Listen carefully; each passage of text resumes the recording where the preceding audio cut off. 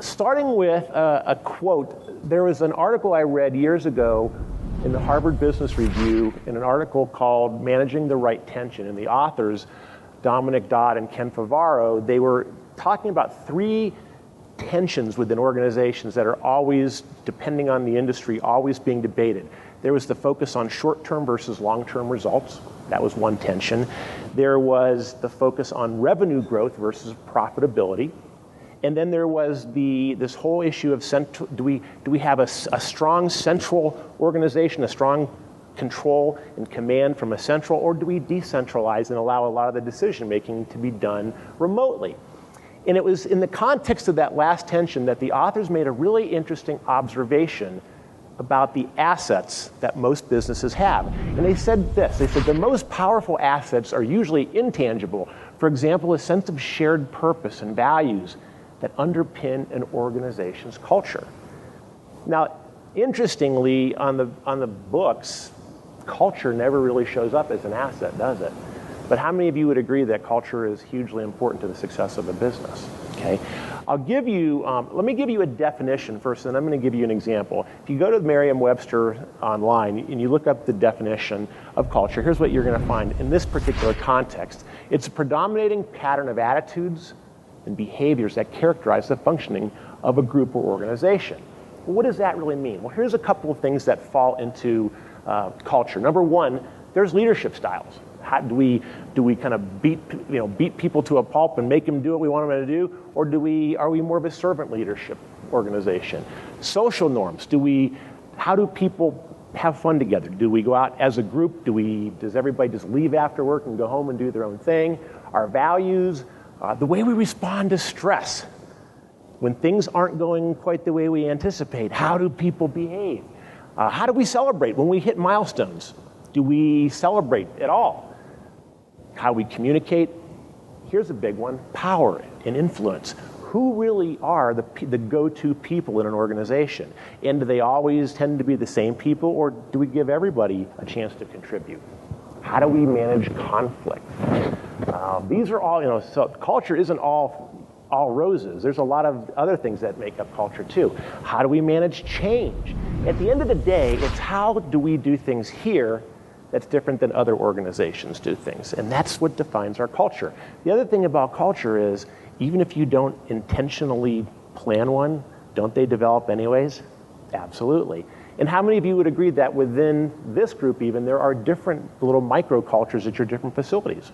Okay? So culture is going to happen whether we plan for it or not.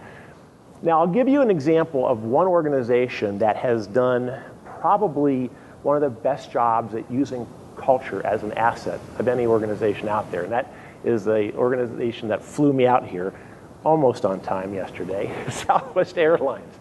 And it's a really fascinating story for a couple reasons. Number one is, I think, is because they've been around for over 40 years now. Founded in 1972, they actually started with they were founded on a very solid premise of using culture right from the beginning. They wanted to be customer advocates. They were so tired of the little guys, you and me, who were the passengers, always being whipsawed around by the big airlines. So they wanted to democratize the skies, and they said, we're in the freedom business. And how many of you remember the ad campaign? You are now free to move around the country, right? It was great. Well, this isn't going into all the details, but here's what happens as a result of successfully using culture as an asset. Money Magazine in 2002 rated them as the single best stock to have owned over that entire period. In fact, if you would have invested $10,000 in 1972, by 2002 it was worth over $10 million. In 2002, they had a market capitalization. That means all the stock times the price of the stock was worth about $11.4 billion. Here we are 13 years later. Anybody want to guess what their market cap now is? $30.3 billion. That's what can happen with a little bit of luck and some other things if you really, number one, design and can identify the culture that's going to allow you to be successful, but you're successful in executing that. So never underestimate how powerful culture can be. So here's a couple of things that I'd like you to at least consider about culture as we move forward. Number one, culture needs to be aligned with your mission and your vision, okay?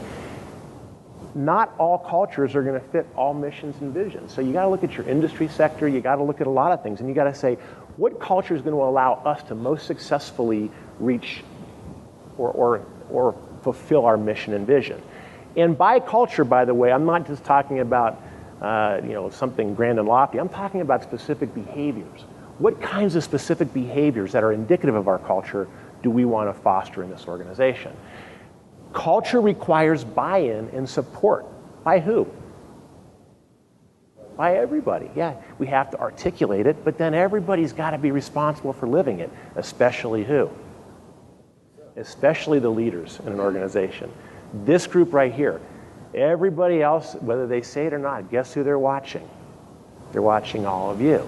And if we aren't walking the talk, then nobody else is going to either. Culture requires cultivation. Think about what farmers do. What if a farmer just went at the beginning of the season and did no tilling of the soil and just threw seeds out there? What would happen? Yeah. Would some seeds take root? Sure. But not nearly to the degree that you could if you first plowed the fields, and that's what culture requires. Culture is going to require an investment in time, money, effort to actually give people the tools to communicate, but then to give them the tools to live out what we're expecting of them. It's sustained by engaged leaders and employees, and one size does not fit all. You could take a very successful hospital organization, and you could identify their culture, and would all of the things that made a successful hospital help you guys be successful in the future? Probably not. What about a successful law firm versus your organization? Would you want to have identical cultures? Probably not, right? Now, all different industries, all different missions and visions. If you did take those, though, do you think there might be some that are common? Do you think we could say across all industries and businesses there are probably a few cultural attributes that we would want to mimic as much as possible? Based on our observation, our research, and we've been working with clients on this for about 20 years now, there are three that probably stand out above all else. And those will be the three that we're going to focus on today. So those three attributes are as follows. Number one, adaptability. How do we actually change when required by circumstances? And we'll talk a little bit about that more. Number two is respect. Part of your core values already. But we're going to talk fundamentally about why respect is so incredibly important from a business perspective. And then finally, resilience. These three things, what do we do when things don't go our way? When we have unexpected, unfortunate things happen? How many of you have had unfortunate, unplanned things happen in your personal lives? We all have, right? It's how we respond to those things that really defines whether there is a tomorrow and how good that tomorrow is. So we're going to talk about all three of these in depth.